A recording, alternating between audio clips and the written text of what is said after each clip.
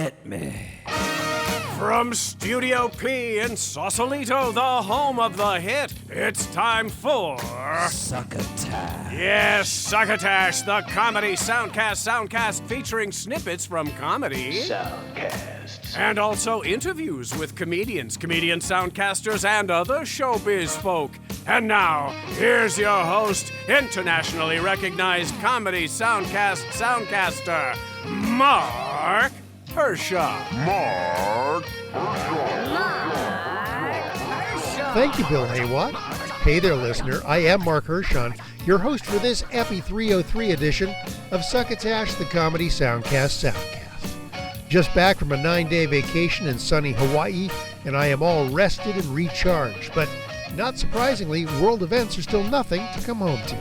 Embattled Ukraine, Roe v. Wade in imminent danger of being overturned by the not-so-Supreme Court, and COVID still bopping along with surges and spikes and people pretty much pretending it's all better now. Yay! Well, to take our minds off of such things, at least for a little while, I have a great guest I'm chatting with today, and I will tell you more about him after I ask if you had a chance to check out last week's installment of the show, entitled appropriately, A Very Special Episode. Commanded by my co-host Tyson Sainer, he took time to reflect back on the careers and soundcasts of three of our funniest, nicest, and recently passed comedians as he clipped snippets from their shows, the Louis Anderson Podcast, Bob Saget's Here For You, and Gilbert Gottfried's Amazing Colossal Podcasts. Those three will certainly be missed. You can easily scoop up that episode from the usual distribution points like Apple and Google Podcasts, SoundCloud, Stitcher, Amazon Music, Audible.com, and now Podchaser.com too. And of course, all 302 episodes of this show preceding this one are available at our home site, succotashshow.com. For this edition of Succotash, my guest is Pat Hazell, who's a multi-hyphenate threat, as they used to say, comedian, writer, director, producer, and, as of the pandemic, soundcast host. His show is called Creativity in Captivity, and it's not so much about comedy as it is about cracking open the noggins of his guests, metaphorically speaking, and getting to the juicy nuggets of creative wisdom inside. Frequently, however, his guests are comics, like he's had Jerry Seinfeld, Brian Regan, Jackie Kashian, and as of this week's 50th episode of his show, Pat's guest is Nate Bargatze. Pat and I talk about a lot of topics, including where we first knew each other from, and you'll find him a fascinating guy. He's been a writer on Seinfeld and award shows and his own shows, and he's got some great stories too, including a terrific Backstage at the Tonight Show story from when he got to appear during Johnny Carson's last season on the show. We'll get into that chat with Pat Hazell right after we take a quick break for our longtime fake sponsor, Henderson's Pants, and their all-new summer stock slacks. Hello, friends, and welcome to the lazy, hazy, crazy days of summer. Bill Haywatt here to tell you about the latest invention from Henderson's Pants, summer stock slacks. Just like those amazing Broadway shows that leave the Great White Way to hit the road and make money off the rubes in the flyover states, Henderson's summer stock pants look great on the outside, but they're really cheaply made, using the flimsiest of materials and very little attention to detail. They look great on the outside from 20 feet away. Oh, but trust me, these suckers barely hold up past the first wearing. And by first wearing, I'm talking about the try-on in the dressing room. And once you wash them for the first time, you can just plan on throwing your brand new Henderson summer stock slacks away. Ultra cheap to make. You'd think Henderson's would pass the savings on to you. But oh my goodness, no. These handsome but useless trousers are just as expensive as our top-of-the-line dress slacks.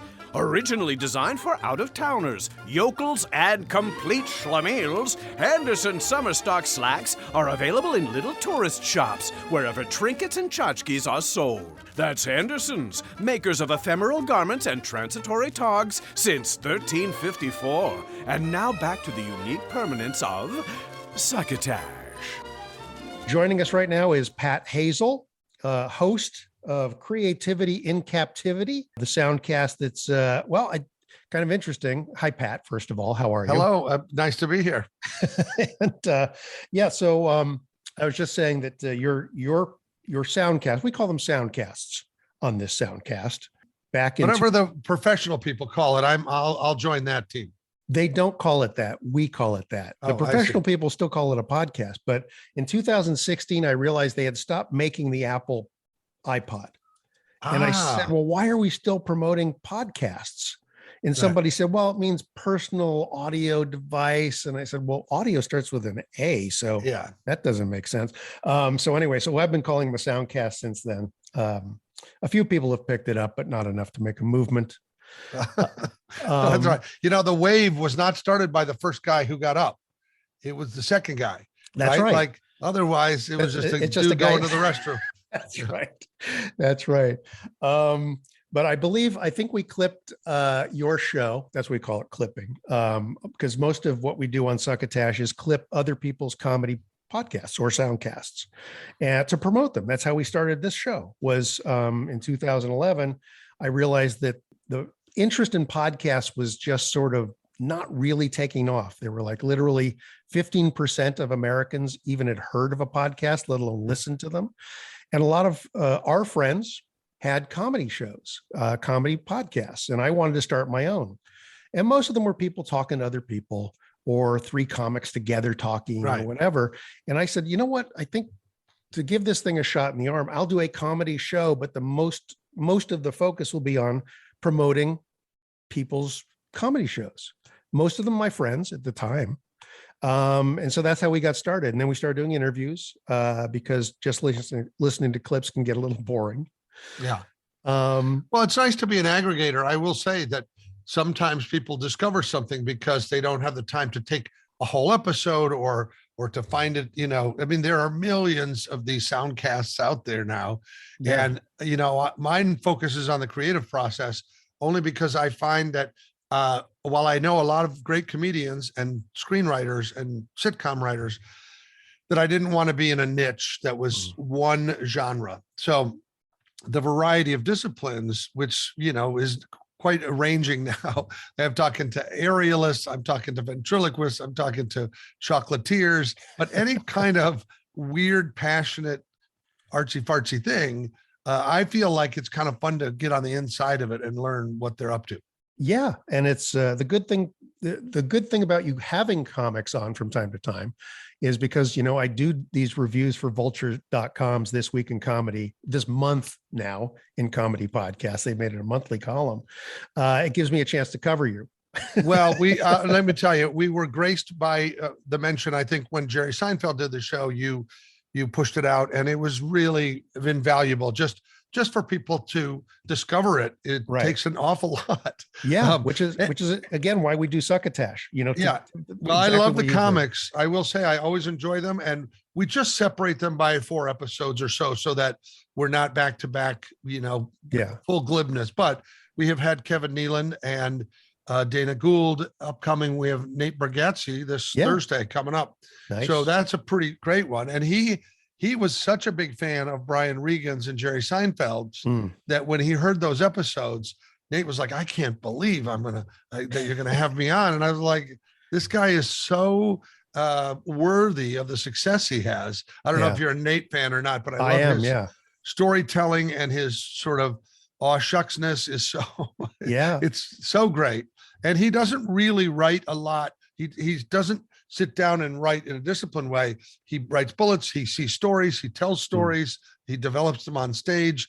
And, you know, of course, everybody who's a good comic, you remember where the laughs are and you keep those stories. That's and right. you move on. But yeah, he's got some amazing stories that all begin with his dad being a comedy magician and a clown when he was growing up. So, oh, really? Okay. He grew up, his dad, Stephen Bargatze, is a very good magician. In fact, he is opening for Nate coming up in Las Vegas at the Wynn Hotel. No kidding. Yeah, it's amazing. So, and his dad's very funny and very good, but you know, you take for granted when your dad's this goofball guy and he tells stories. I can't even get into it, but his dad was doing a show somewhere when he was a kid, and he came home with the guy dressed up from the Easter Bunny from the mall but the guy couldn't fit his head in the car. So he had the Easter bunny head sitting on his lap. And Nate came running out and was freaked out by, this beheaded Easter bunny. But they're just normal. They're just run of the mill stories at the Bargatze house. Well, that's funny. I really had not heard that much about Nate until he actually kind of jump started his podcast or soundcast, which I think he'd started one. And then when the COVID lockdown happened, he restarted it, which is what I'm going to talk about your title of your show, Creativity in Captivity, because you started your show during the COVID lockdown. I did. And again, the Captivity had two meanings. One to me was taking a guest on like out of the wild and holding them in captivity for an hour to study them and get everything we could out of them and then release them back to what they do. Nice. And, so it had a double meaning, but I'll tell you what, when the venues went away, and you and I met when we were in the stand-up comedy bunkers, like coming up through the ranks. So, I had moved on, still do perform, but I was directing commercials, doing other kinds of things that required people to gather. And I so took for granted that it could all go away. So after months of like looking around going, oh, wait a minute, people can't come to the theater. People can't do production. I can't cast or do any of this stuff in development without bodies together. So this was a product of one thing that I was doing on the side was creative consulting for studios, networks, ad agencies, kind of under the radar. I have this company called Sweetwood Creative, and our tagline is your humor resources department. Nice. So, sometimes we're punching up a commercial, or sometimes I'm directing something that needs humor infused in it. And I was really enjoying that, but I realized, I can do the creative consulting via the Soundcast by opening those phone calls up. I don't talk about a person's project they might have an NDA on, but I do approach it in the same way, which is, if we're going to talk about story development or how to write or character, I've talked to playwrights, people like that, I just give them the advice I would give them on the phone, but the listener gets the free consultation, if that makes sense. Right. Yeah. That's cool. That's very cool. Let's see. There were a couple other things. It's when I start these things as a conversation instead of an interview, it's always interesting the way these things sort of snake out. So talked about the creativity and captivity thing, which is interesting because I was almost ready to shut this show down back when COVID had started. I was winding it down. COVID started. And I talked to my co-host because for a while, I did kind of step away, and I was the executive producer and had Tyson Sainer hosting the show. And he had been my associate producer for a long time, sending me clips. Right. And so he took over as the host. And then I said, you know what, I'm getting tired of this. We're not kind of doing it on a regular enough basis. And so we're going to shut it down. We go, let's take a hiatus, right? And Right. air quotes.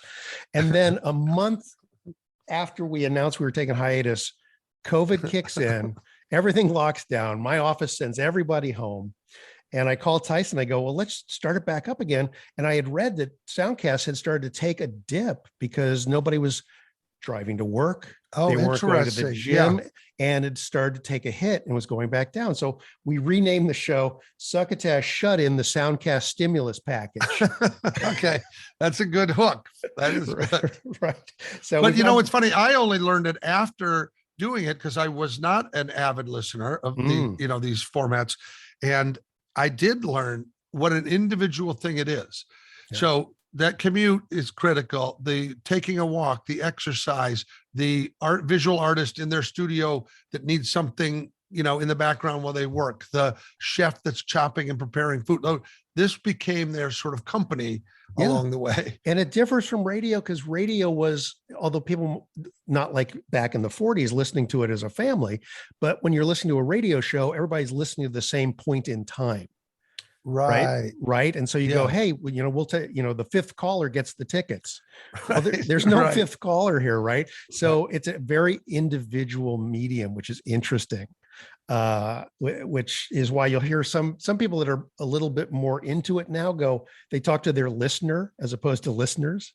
Yeah. Interesting. Okay. Right. The other thing I'm finding is that people on road trips, there might be couples who binge watch sitcom in their bed on a computer, but they might pick a podcast or a journey that they go, where can we listen to a few of these on our drive to New Mexico or something? Yeah. Those are the reports I get back, is that people are listening to 6 episodes in a row, because they get on a long distance drive. Yeah. Or my wife and I will listen to the same podcast during different times. She'll listen to it during her commute. I'll listen to it during a hike, like 2 days later. And then we can talk about the episode, but we haven't had to sit there together and listen to it. Yeah. Which is interesting. Well, the funniest person in this whole loop is my mom, who knows nothing about this. Yes. So my brother loads it onto her iPad, and I'll probably try to turn her on to this one. Right. But she doesn't even know it's just a button that opens the episode. And so every Thursday when my show comes on, she sits down like she's having a cup of coffee with us. Nice. Oh, and great. It's amazing that she calls afterwards to correct me or to say something. In this week, there was somebody who was talking about cinematography, and I had joked that my mom doesn't know what it means, that she thinks it means scenery. Like we were at the Grand Canyon and she's looking down, look at the cinematography down there, right? And it made me really laugh. But this guy who's a cinematographer, well, she's not wrong, and I was like, oh, my mom will be thrilled to hear this, right?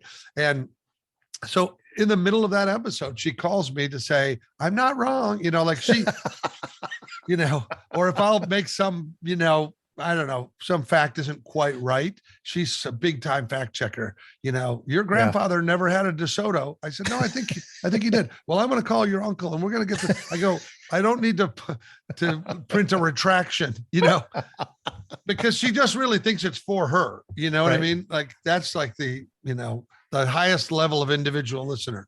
Oh yeah. Well, I was 10 years into this. And one day my mom calls me and says, hey, I heard your interview with Dana Carvey. I go, what?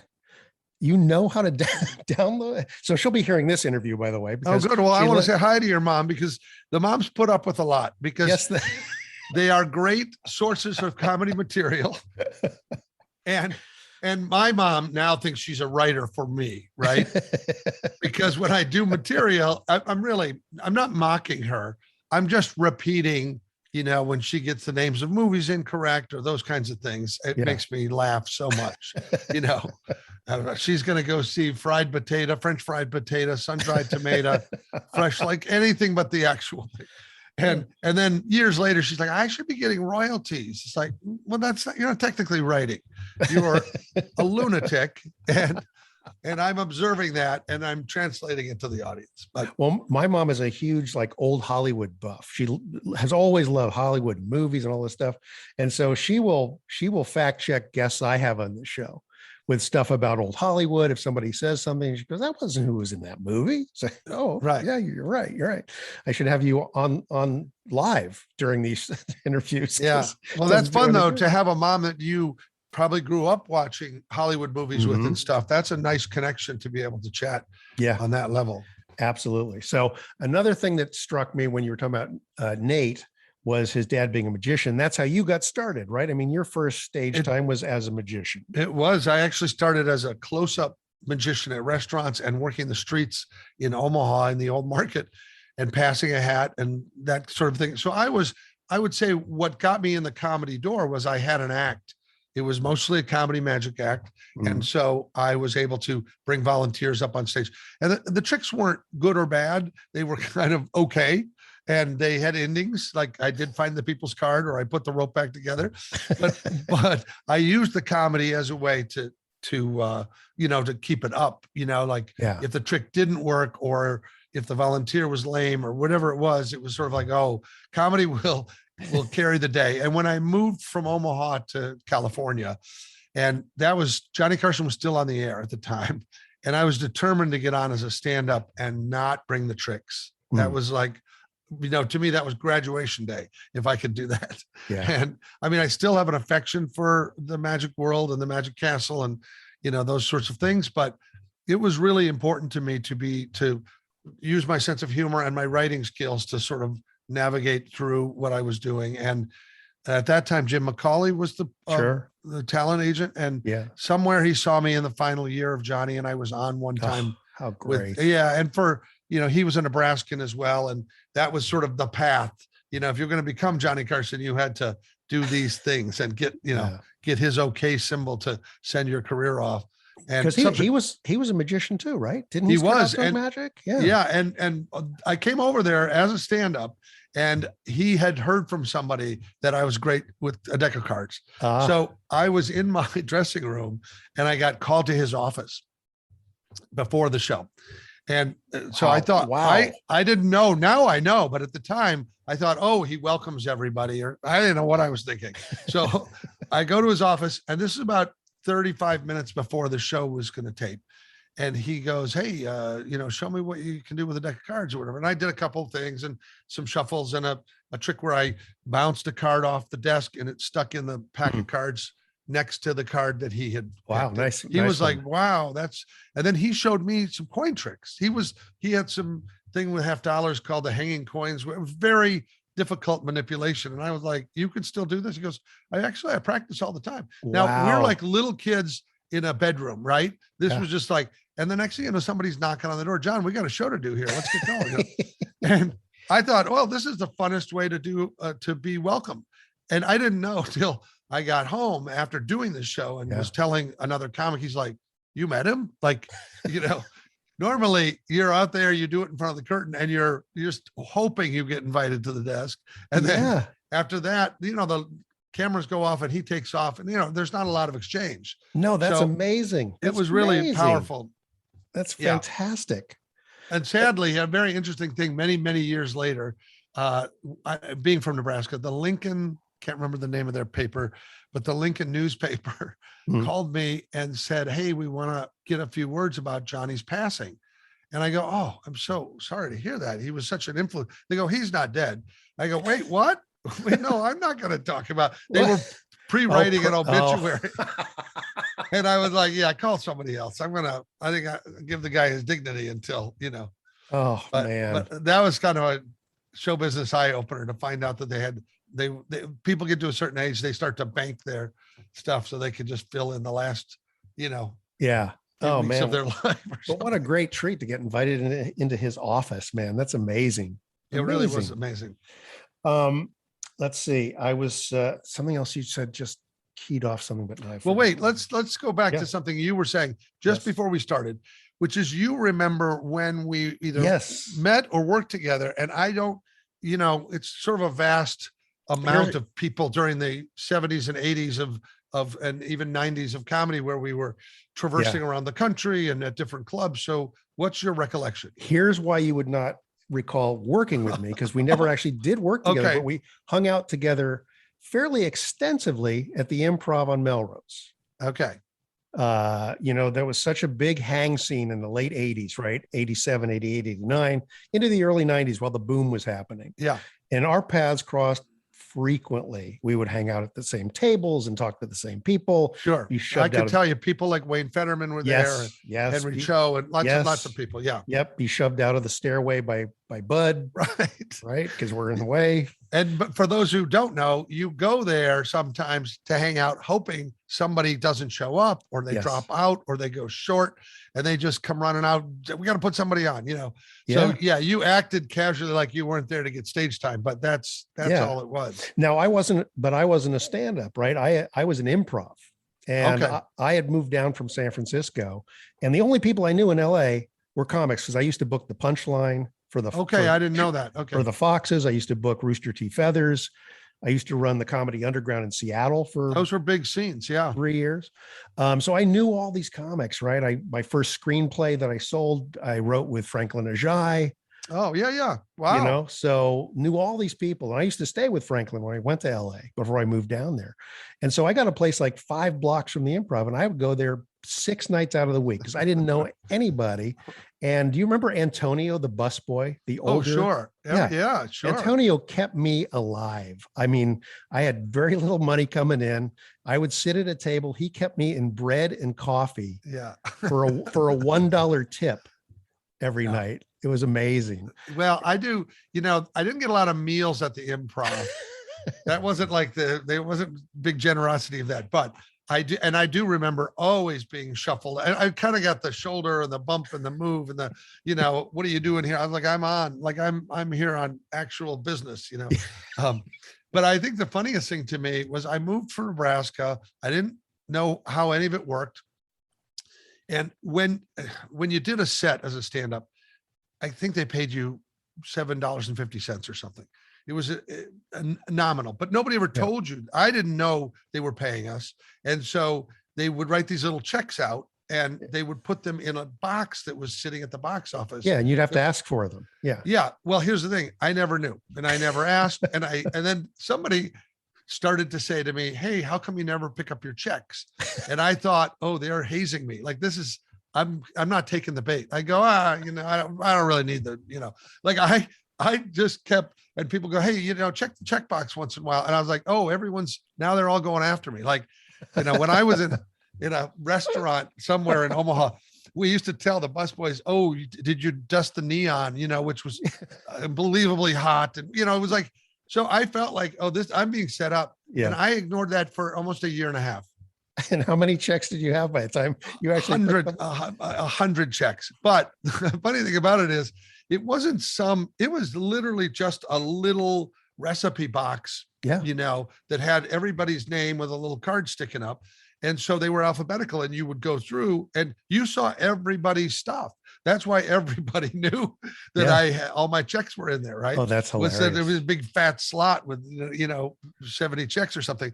And at the time, the Punchline movie had just come out. Oh, yeah. With Tom Hanks and Sally Field. Right. And so Tom Hanks went to the Melrose Improv a few times and the Comedy Store places to test his material that he was going to do in the movie. Yeah. And so in the checkbox, Tom Hanks and then Pat Hazell. And he had a couple of $7 checks in there. And I was like, ooh, should I take one of these? Like, this would be a great collectible. And I thought, no, like, I got to be honest. And then I get to mine and I couldn't believe it. At that time, it was a bounty. If you got, $215 or something, that was groceries and video rental and gas in your car. And so in a weird way, I'm glad that I did wait, but I felt so stupid. And I don't know who was working in there at the time. They're like, thank God, like we were going to have to get another box, I had the exact opposite thing happen to me because I wasn't a comic working there, but I had started, Mark Lano, Bud's partner. They had just opened the Santa Monica Improv and he asked if I would start an improv group on Tuesday nights down there. So I had like a hybrid improv group. They were half improvers and half stand-up. So I had like Jeff Joseph and Steve Smith, and Lisa Mendy and all these stand-ups. And then I had all these purebred improvisers as well. And so Mark comes to me one night and goes, man, you're here all the time. Let's set up a tab for you instead of having to like pay your stuff, blah, blah. Oh, hey, great. Okay. So I start this tab and in my mind, I'm going, hey, they're picking up my tab, which is great. And finally he comes to me a few months later, says, your tab's up to $400. You're going to have to pay this.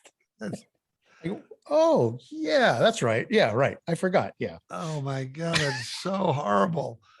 Yeah, I did actually like when they had those places because it meant you could run a couple of different places and get a kind of different audience. Like Santa Monica's audience was a bit different. And then they even at one time opened one at the Hilton in the Valley or something. And you would go there and that was like the strangest, it was a banquet room that, and it was like, that was like, prison time, some of those places.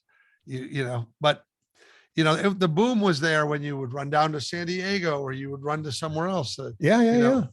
Irvine or wherever. And, I was grateful for every bit of stage time because, while it's torture to go on at midnight after Robin Williams, somebody where you just go, oh, they're not even going to stay for me. I don't know what's going to happen. I remember the guy who did Roger Rabbit. What was his name? Charles Fleischer. Yeah. Coming off that movie, and he was a wicked, funny guy and did crazy off the top of the cuff stuff. but he would march out of the room with people behind him, like, you know, and you go, oh Lord, come on, please, and you would be on with 3 streetwalkers and some drunks and comics waiting to go on. And you'd look out and you go, look, I don't even suck yet. Like you got to give me 2 minutes of your time, Well, that's like doing improv, because I would go up and do improv with like Overton and stuff, but it was always at the end of the night. Everyone had done their stand-up stuff. And so we were literally the last set, and we weren't even a set. It was like, hey, let's go for a round. And there's like 7 people in the audience who kind of couldn't care less. They're waiting because they have to go pick up a hooker or get their drugs. Right. Go to Pink's Hot Dog for the last bastion of food. Right. Exactly.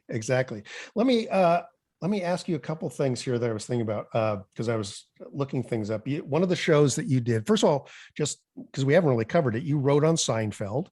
I did, as early as it was called the Seinfeld Chronicles before it went on the air. I did not work on the pilot, which Larry and Jerry did sort of on their own.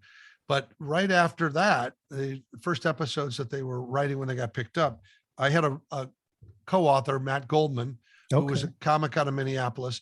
And we had written a little teeny play called Bunk Bed Brothers. Oh, okay. And that play was our spec script that we sent to Castle Rock. And he and I got the first 2 jobs on the show with Larry and Jerry, which was nice.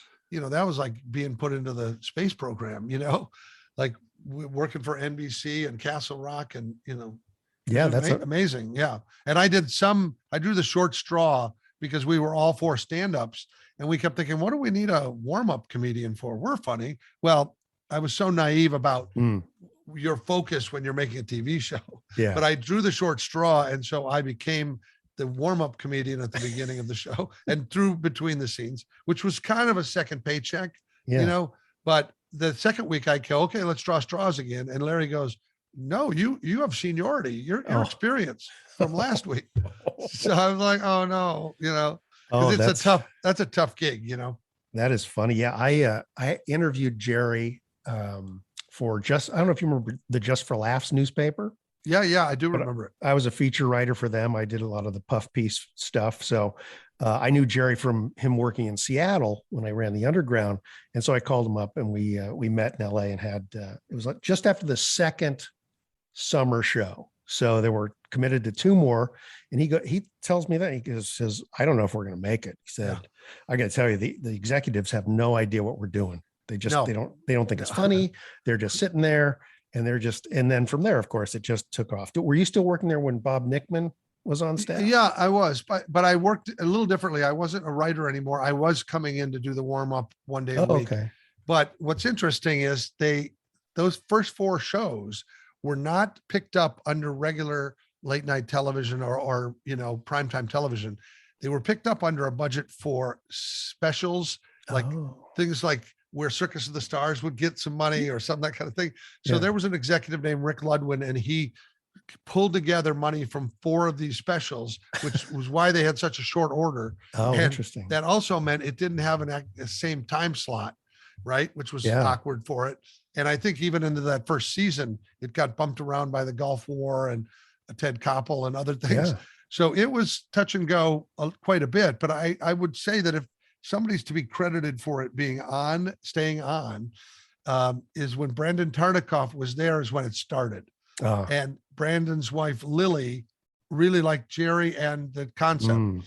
And so she was saying, at home, you got to keep this on. You got to give this guy a shot, like, I'm not sure the numbers, didn't reflect the high viewership and stuff until really, I think when Cheers was going off the air, it picked up a time slot following Cheers closing out, right? So they would roll into that, and that was kind of the beginnings of must-see TV. That's interesting. Yeah. I met Tartikoff once. We were some producers brought me in because they wanted to do NBC wanted to do a version of Whose Line Is It Anyway? Yeah. And so we got together a bunch of improvisers and we put together a thing, and it was like, well, this isn't going to work to show this off to Tartikoff because we have no audience. How are we supposed to get? So we basically just kind of said, well, let's just act like it's improv, and we'll just it's basically sketches, right? Oh, okay. Yeah. Well, because he's here, we'll get a few suggestions from him while we're doing it to kind of flavor the thing. So we're in a sound stage at NBC and doing this thing for him, and he's laughing and just says, "This is great, this is great." And on his way out, he leans down to me as he's walking and goes, "This is never going to get picked up."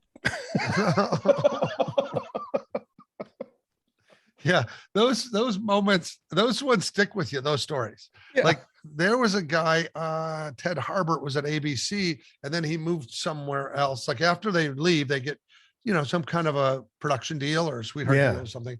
And I remember somebody taking me in to pitch a show that I had really outlined this pilot and this whole idea, with myself at the center, which was comedy. That was the way to go in comedy. But anyway, I pitched my heart out. And it was kind of something that took place in the Midwest and whatever. And then the second I was done, there was a moment where an executive or him in the pitch, somebody goes, "It's really great. What if we put you in Spain and made you kind of a bullfighter that was a fish out of water?" I was like, this is nothing I said for the last 25 minutes even resonated. Oh my God, that's hilarious. And you're like, oh, okay, I don't really know what that is, but oh, crazy. So yeah, those stories, there's a lot of them. And I'd say, listen, the one thing that I learned about pitching series or anything, even when I work with ad agencies or commercials or whatever, is the magic word is to listen. An executive, somebody on the inside said, "Oh, when you go to NBC, here's my piece of advice when you pitch. Listen." I go, "Wait a minute, I'm not supposed to be." And he goes, "No, they'll tell you what's missing from their roster. They'll tell you if they want a family show or they want an ensemble. Like if you ask questions up top, if you get a framework, they really do say, we're looking for something for kids 5 to 7 years old, like whatever there is." They really need to plug that in. They don't really need you to come in with some other thing that looks like everything they have on the lineup, Oh yeah. Well, that's why I've always advocated people should take some improv classes, because the first movie after the feature I did with Franklin, 20 years later, I sold a movie. I sold several movies to the Hallmark Channel. And I've told this story on the show before, but are they Christmas movies? The first one was the very first Christmas movie they did. Okay. Called Santa Junior. Okay. And then while they were editing Santa Junior, I came in because the director had to go out of town. And so the executive producer who ran the company, Larry Levinson, says, "Hey, can you come in? I'm cutting the show." And I go, "You want a writer in the editing room?" He said, "I just want to make sure I don't, throw something out that needs to be in there." I said, "Kevin, the director shot everything that was in the script." He goes, "This is the funniest." You hear these Hollywood insight things. He says, "Well, I got to tell you, I never read the script." Oh my God. Wait, you have final edit and you don't read the script? He says, "No, I just kind of look at what the director does as kind of a jigsaw puzzle, and then I just figure out how the pieces go together." Oh my God.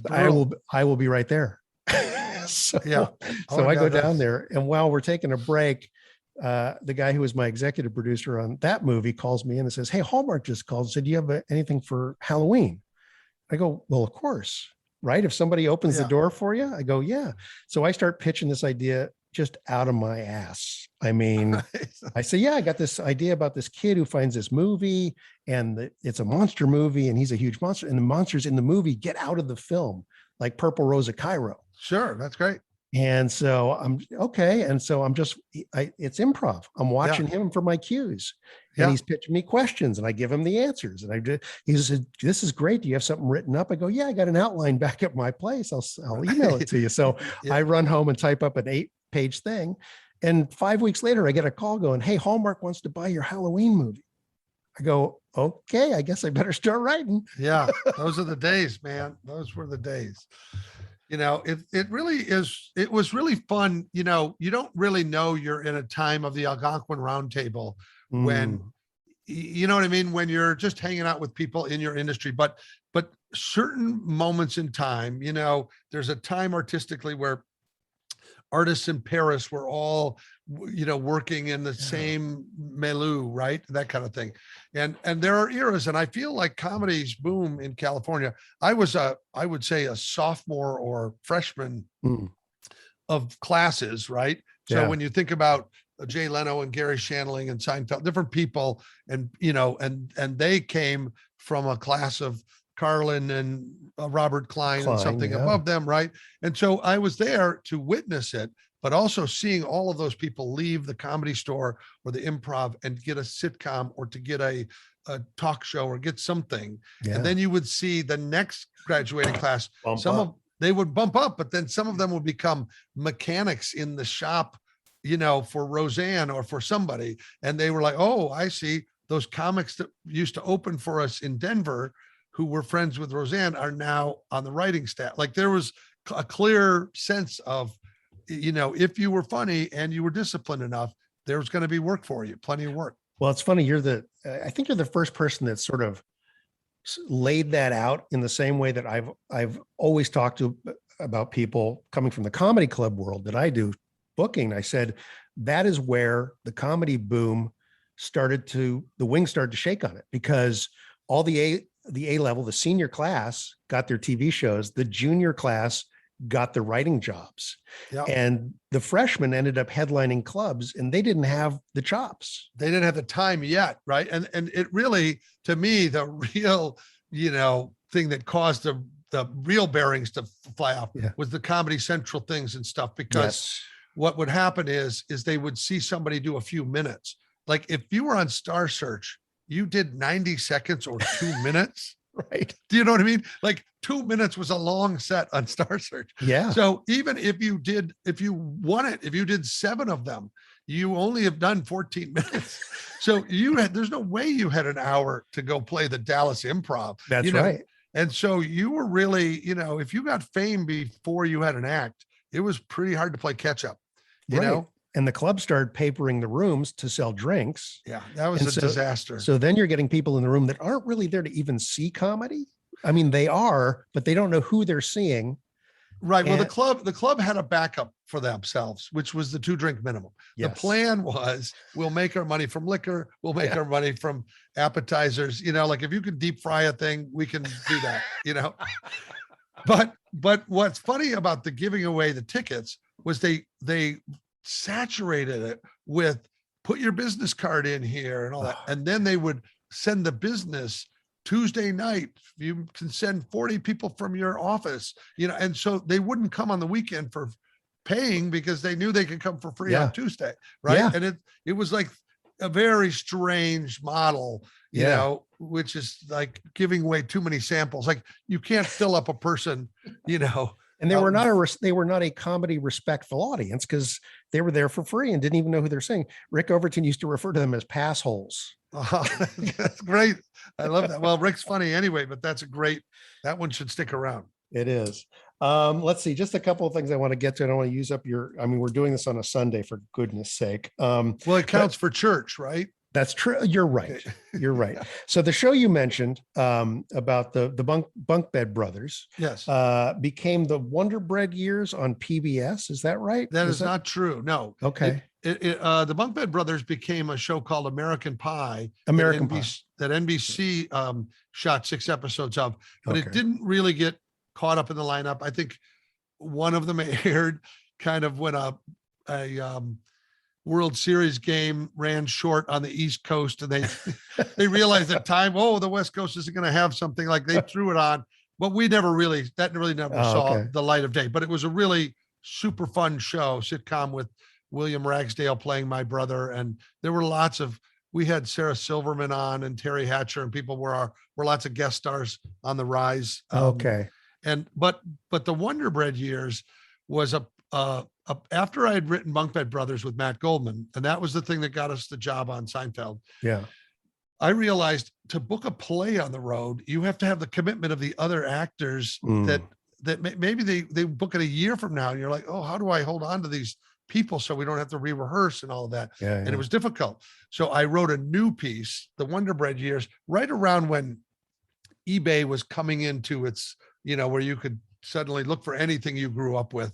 Okay. Like, you know what I mean? Like, I want to buy a pristine Rock'em Sock'em Robots, or, you know what I mean? Or something in the box. Like, and that moment where I noticed how people were getting into nostalgia, I thought, I'm going to write a show about growing up and about looking forward. And I wanted it to be positive, but sort of now it was just me in it. So therefore I could take a booking that was 8 months from now, a year from now, 18 months from now. And again, if you want to know the secret sauce on it, the notion was if I can get one out there somewhere, I can fill the pipeline up. Like I can book the next one off of it. I can do a theater down the block. I can route or block book or something. And so it takes you a while sometimes to get to the first booking, but if you're doing it right, then you're on a roll, right? But most comics didn't really have the patience to even a year out was a long time. You know, they'd be happy to 3 weeks from now, go to San Diego and open for somebody, or, you know what I mean? But in LA, you know, you were just kind of living hand to mouth, calling into the clubs and saying, I'm available Tuesday. I'm available Friday. I can do late night. You know, you were calling in, and then you sit and wait to see if you got any spots. That's right. You know? Yeah. Just waiting and waiting. Yeah. And some of the places, the Comedy Magic Club was a great stomping grounds for me. And they were big on chicken teriyaki.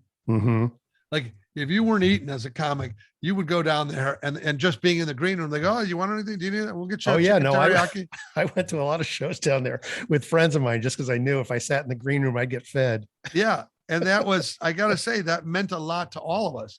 Yeah. You know, that meal and that camaraderie, because the green room, what the audience generally doesn't know is there's a second show going on. That's right. The inside chatter, the funny that, you know, people occasionally look at the monitor and watch somebody, or they'll stop you and go, oh, watch this guy's bit or this thing. But mostly it's a whole different thing where Gary Shandling was walking around flipping the pages of his yellow pad, and somebody else was, you know, it was really magical to be. Oh yeah. There would be like a middle act just itching to get back into the conversation in the green room when their set was over. You know, are we still talking about that thing? Yeah. And there would be magicians that had, you know, fish bowls and birds in their jacket that, you know, don't touch me. No, like I'm about to go on, you know. Well, let's circle back to your soundcast, Creativity in Captivity. And I just want to know, you've had, it'll be 50 episodes as of this week. So 2 seasons, 25 shows. Yeah, we do 25 a season. Yeah. Very, very disciplined, by the way. Succotash is in season 5. We've done 300 and this will be 303rd show. We didn't start our second season until I think COVID started. Oh, I gotcha. Well, listen, I don't know what constitutes a season, but one of the things I thought, this was sort of my mental game, is that I look at anything, Lost or some of these things, and they go, hey, it's season 7. And I think I can never start this thing, you know, like I'm never going to catch up. So my general thought was, you know, make it digestible enough that, you know, if you want to join us at any time, you don't feel like you've lost the race. Yeah, that's smart. And also it gave us a promotional hook, which is like when we started, we had Pete Docter, the chief creative officer of Pixar, as the first interview. Like he came on and talked about storytelling, animation. And this was literally off of Soul winning a Oscar. Oh, wow. That he was jumping on board. And we had Frank Oz talking about, you know, working with Jim Henson and some of the movies that he did. Amazing. Yeah. So we had and I thought, okay, well then if we put somebody like Jerry Seinfeld in the midsection and then we close with somebody big, then we can start to shape these so that we're not just like running out of, like, it's my second cousin talking about his daughter's tap dancing recital. Like I didn't want that to happen. Yeah. So we created tent poles along the way. And we thought, I know a lot of people who are not famous, who are unbelievably creative, who do really wild things. And in order to listen to them, they might need to be cushioned between 2 people that you go, wait a minute, this person's before Jerry Seinfeld or follows Jerry Seinfeld. They must be interesting, you know? And some of those people are, I call them a kind of a wild card, but there was a guy named Gary Staub who was a paleo artist. And I didn't know what that meant. I don't know what that means. It's a guy. Well, I don't think he made the title up, but I think he made the curriculum up that got him to this point. What he does is full-size dinosaurs for science and history museums. Like he literally makes megalodons and, you know, mastodons and, you know, 52-foot sharks that are hanging in museums in DC. And it was really intriguing. It was somebody had referred him to us. he was unbelievably humble about his work. And I can't do it that week. I'm taking a mammoth to London to put him in the, whatever. And I was like, well, how do you take a mammoth? Well, we cut it into 13 pieces. And then we have to go through a man-sized door and restore this thing. Oh my God. And then we have to put hair on it. I was like, oh my God, I love those kinds of people because they are quietly changing the world, doing what they do. And it's just a craft. And they just, they just diligently work on it every day. And so I talked to this woman, Fran, the other day, who's coming up. She's a artesian chocolatier. Ooh. And makes sea salts and caramels. And you think, well, what can you talk about? Well, her sea salts her caramels made it to the White House. Ooh. Obama tasted them. And then for 8 years gave them out as parting gift if you visited the White House. A guest was there. And it changed her business. But her stuff is like right before we had the conversation, they very savvily sent me a big sample kit. Man, it was amazing. So I don't know that I would have ever known about it, but it was That's great. Fantastic. Any bullet point takeaways of creativity that you picked up from your guests that you've sort of like stuck a pin in and go, I got to remember that one. That is really, there's so many of those, but I will say that it's interesting that most people talk about its patterns. Creativity isn't like a solution that you'd pull out of a thing. It's noticing where there's something missing between two things and building it, or, there's something contagious about it when you start to do it, when you start to take a risk and see a reward. Some of these artists that I talk to, they can't show anybody the plan of what they're going to do because they don't know what it is. And this speaks to you as an improver, right? Mm-hmm. This woman who does installations in museums, they show her the space and then she builds something that comes off the walls or flows out the window.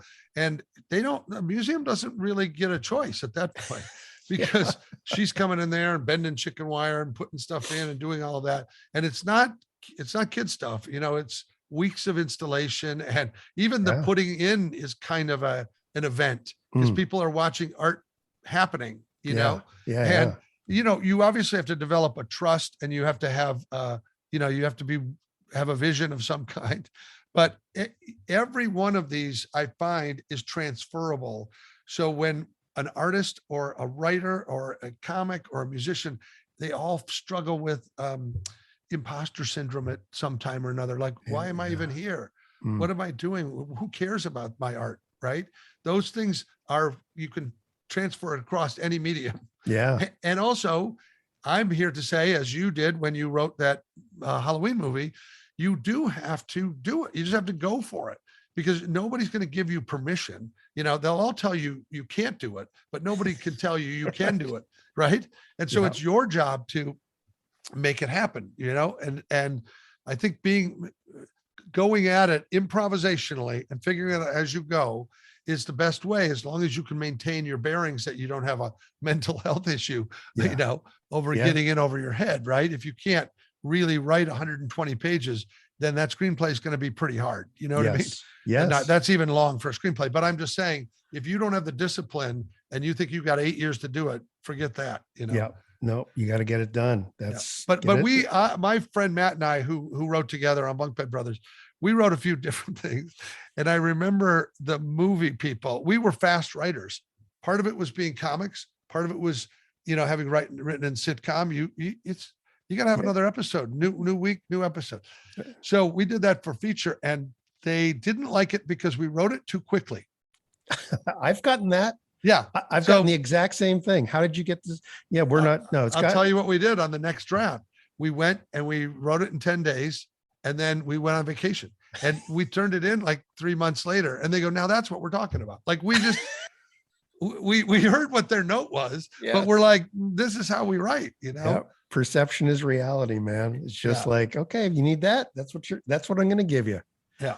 But anyway, it's fun. And I did enjoy doing it, as you say, with a collaborator, because it is a different game when you can laugh about it if you get a terrible note from somebody, or if you come out of a meeting, if you can roll your eyes and swallow hard and say, we learned from that, let's do something else over here. When you do it on your own, it's very personal. It is. You have to, it's a very, I've written both ways as well. And I remember getting notes back for that first Hallmark movie. And it was just me sitting in my apartment. And it was like, oh man, I got all these notes. How am I going to do it? And no one to bounce it off of, right? It's just like your okay. self-esteem. And you know what? It comes around. But the initial hard news of anything, when I was writing a Christmas movie, a commissioned Christmas play in like April or, like it wasn't Christmas. I wasn't feeling the vibe. I was trying to figure out what to do. I remember that I had to not punish myself, but I had to make a system, which was you're either going to write TV or watch TV, right? Like that was my attitude with theater too, which is no coming home and sitting down and watching TV. Like I've got to write. And if I write a certain amount of pages, the reward was I could turn on the TV. Oh, yes. And often weeks I wouldn't turn on the TV because I would fall asleep like halfway through what I was writing. Yeah, you wouldn't make your reward. Yeah, that Christmas movie, I remember it was the rewrites came in, it was Memorial Day weekend. And so I literally hung Christmas lights in my apartment. And this was I was living half the time in Northern California, cranked up the AC. So it was freezing cold. Yeah. Did you play Christmas music? Played Christmas music. And I did not leave the apartment for the 3 days and did the entire rewrite in 3 days. And just like you found out, I didn't turn it in for 2 weeks. I said, they're not going to believe I did this in 3 days. Yeah. They don't know where it comes from. And then they wonder, did you write it? Yeah. Well, Pat, I want to thank you. This has been great. Great catching up. Great hearing about your show and stuff you've done in your background from because we never got to talk like this at the Improv. It was always just, hey, can I sit at this table? Yeah. No, I mean, barely hanging around listening. Yeah. But I heard some funny things there, boy. Listen to all those guys in the business. So anyway, I'm grateful and thank you for amplifying the voice of my soundcast. I will always in your presence. I will. Thank you. I'll try to start the wave on that word for you. Thank you. So I'll have a link to your show. I believe that your socials are at Pat Hazell on Instagram. That's correct. And 2 L's on Hazel. I couldn't find that on Twitter. I only found at S-Wood Creative for Sweetwood Creative. And that is correct on that one. And I'm on Facebook under my name, Pat Hazell with 2 L's. So we're starting to get these things going in the right direction. But I think if somebody wanted to see the guest list or whatever, we have a website, which is creativityandcaptivity.fun, F-U-N. Fantastic. We'll have a link to that as well. All right. Thanks, man. Thanks, buddy. It's been great. All right, cool. See ya. Thanks again to Pat Hazell for the great convo. You heard him give the link to his home site, but we also have it up for you at the blog piece for this episode at our home site, succotashshow.com. We also mentioned his socials, but here they are again. At Pat Hazell, that's PatHazell on Instagram, at S-Wood Creative on Twitter, and just Pat Hazell on Facebook. Our chat ran a bit longer than usual, so we're going to skip news, traffic, and sports this time around. We will, however, drag out the tweet sack. Hello, Tweety. And thank those of you who mentioned at Succotash Show in your socials during the past week or so.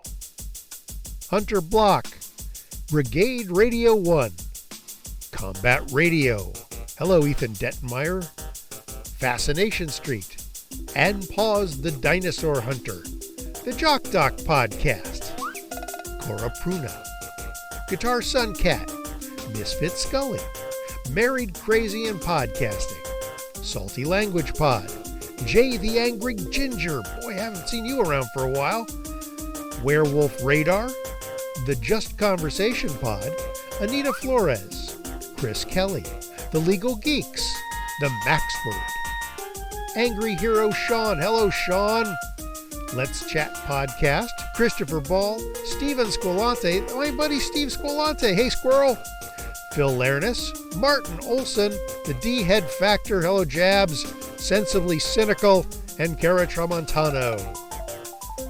If you'd like me to include your name and try to pronounce it correctly, or your soundcast or whatever else you have that has a social media feed attached to it, just add our social handle at Succotash Show, SUCCOTASHSHOW in your stream. And if I see it, I'll say it. I'll say your name on an upcoming TweetSack segment of this very show. I'm going to flick the lights off here in Mobile Studio MX30 and shut her down, but I wanted to thank our guest again, Pat Hazell, for spending time chatting. Remember that Tyson Sainer will be by next week in this very same feed for Succotash Epi304, so be sure to subscribe wherever you like to get your podcasts from, and I'll see you the week after that. Until next time, if you're lying on a sunny tropical beach and an attractive young person pauses at your beach towel and asks if you've heard anything good lately, won't you please pass the succotash?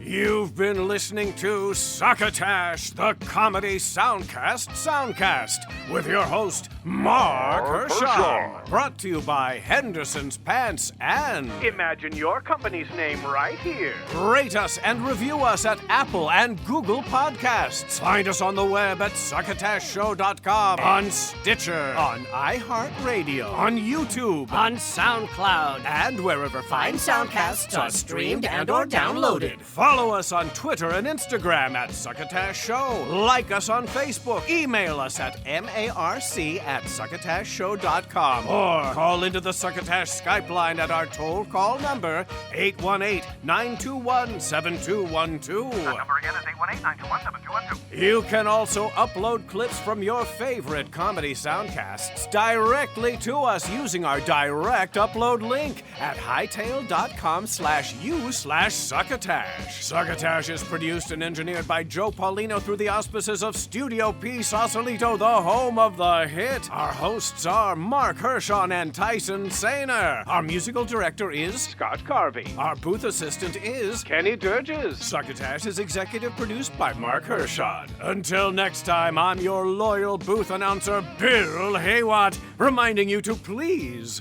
pass the succotash. Goodbye.